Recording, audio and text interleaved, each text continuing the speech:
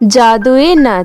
रेखा की दो बेटियां थी, कोमल और प्रीति। 12 साल पहले रेखा का पति गुजर चुका था।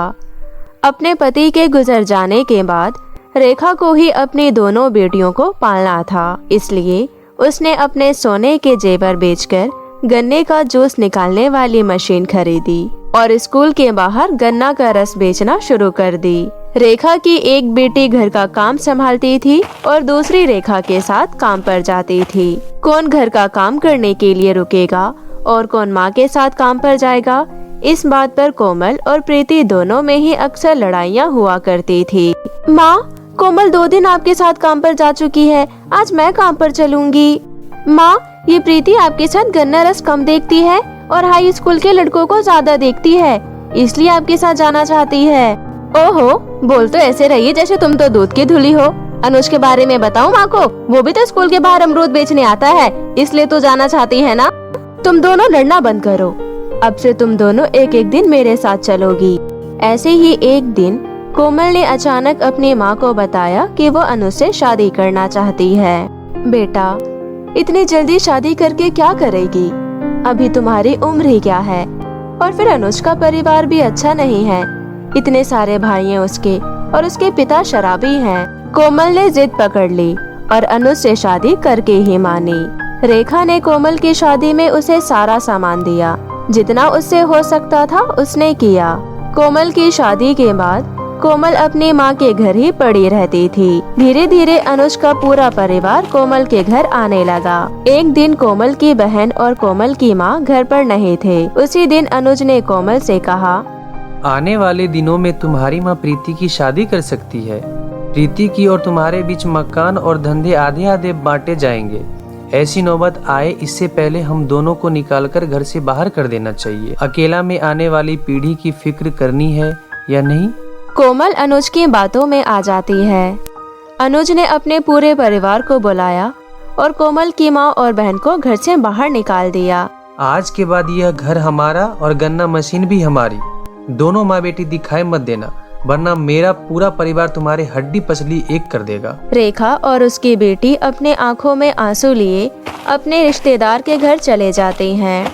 माँ, हमें पुलिस थाने जाकर कोमल और अनुज की शिकायत दर्ज करा देनी चाहिए। नहीं बेटी, मैं ऐसा नहीं कर सकती। कोमल अपने पति के साथ मिलकर चाहे जैसी भी हो गई हो, पर मैं एक माँ हूँ, मैं ऐसा कभी नहीं कर सकती।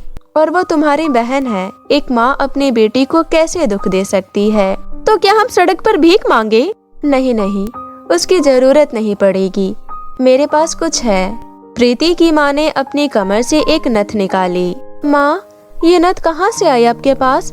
आपने तो अपने सारे गहने बेच दिए थे ना? बेटी, मैंने ये नथनी बचा के रखी थी, क्योंकि ये बाकी गहनों से अलग है। इस नथनी को पहनो और लंबी सांस लो और छोड़ो। सांस लेने पर तुम्हारी नाक में जिस चीज की खुशबू जाएगी, सांस छोड़ने पर वो चीज तुम्हारे सामने आ जाएगी। ऐसी बात है क्या माँ? मैं ट्राई करके देखती हूँ। हाँ हाँ करो, पर ध्यान रहे एक बार में एक ही चीज की खुशबू अंदर जानी चाहिए। अगर ज्यादा चीज की खुशबू अंदर चली गई तो सांस रुक भी सकती है और जान की आफत हो जाएगी। इस बात का ध्यान रखना बेटी। अपनी माँ की बात सुनकर प्रीति ने वो नथ पहनी और सूजी के हलवे की खुशबू ली और छोड़ी। सामने खूब सारे पतीलों में सूजी का हलवा आ गया। फिर प्रीति ने गाजर के हलवे की खुशबू ली और छोड़ी, और देखते ही देखते ढेर सारा गाजर का हलवा उनके सामने आ गया। शुरुआत में उन्होंने गाजर का हलवा बेचा, फिर थोड़ी थोड़ी मिठाई बनाकर उन्होंने पूरी मिठाई की दुकान खोली, वो भी जादुई नथनी की मदद से। उनके रोज की अच्छी कमाई होने लगी और फिर उन्होंने किराए पर एक मकान भी ले लिया। उधर कोमल और अनुज के बीच में खलबली मच गई। उन दोनों माँ बेटी के पास इतने पैसे कहाँ से आए कि उन्होंने अपनी मिठाई की दुकान खोल ली? मैंने अपने दोस्तों से मिठाई मंगवाकर खाकर देखी थी, बहुत ही टेस्टी मिठाई थी और वह देसी घी की मिठाई है।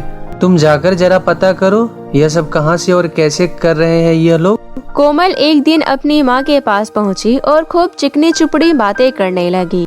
माँ, हमें माफ कर देना, मैंने अपने मन से शादी करके बहुत बड़ी गलती कर दी और आपको और छोटी को घर से भी निकाल दिया। मुझे माफ कर दो माँ, ये सब कुछ अलग ही वजह से हुआ और मैं अब बहुत पछता रही हूँ। कोमल नाटक करते हुए रोने लगी। रेखा से अपनी बेटी की आंख में आंसू देखे नहीं गए और वो उसे जादुई नथनी के बारे में बता देती है। माँ, एक दिन के लिए अपनी नथनी आप मुझे दे दो। अनुज तो अपने सारे पैसे जुए में उड़ा देते हैं, हमारे पास खाने को भी नहीं बचता है कुछ। रेखा एक माँ थी, इसलिए उसे अपनी बेटी की आंखों में आंसू देखे नहीं गए और वो एक दिन के लिए अपनी जादुई नथनी कोमल को दे देती है। एक दिन बाद जब प्रीति कोमल के घर अपनी जादुई नथनी वापस मांगने गई तो अनुज का पूरा परिवार लड़ने के लिए तैयार खड़ा था। तूने मुझे पागल समझा है क्या? ये नथनी हमारी सोने की मुर्गी है, मैं उसे नहीं लौटा आऊंगा। उनके सामने प्रीति बेचारी कुछ न कर पाई और रोते हुए अपने घर वापस लौट आई। वहाँ अनुज कोमल से बोलता है, अब मैं शहर की सबसे बड़ी दुकान पर जाऊंगा और नथनी पहनकर खुशबू लेकर खूब सारी मिठाइयाँ इकट्ठे करके यहाँ गांव में लाकर बेचूंगा। कोमल और अनुज अपनी मिठाई की दुकान खोलने के लिए इतने उतावले थे कि उन्हें ध्यान ही नहीं रहा कि नथनी पहनकर सिर्फ एक मिठाई की खुशबू लेनी है। अनुज शहर की सबसे बड़ी मिठाई की दुकान पर पहुंचा और उसने एक ही बार में कई मिठाइयों की खुशबू सूंघ ली और फिर अनुज की सांस बाहर नहीं निकल पाई और वो वहीं मर गया।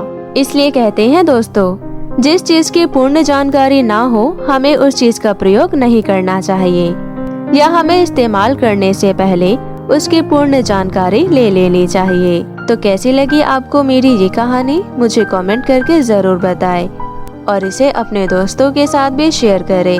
और हाँ दोस्तों, अगर आपने अब तक मेरे चैनल को सब्सक्राइब नहीं किया है तो जल्दी से नीचे लाल बटन दबाकर अभी कर ले। तो मिलती हूँ आप सभी से फिर किसी नई कहानी के साथ। तब तक के लिए आप अपना ध्यान रखें। बाय बाय दोस्तों।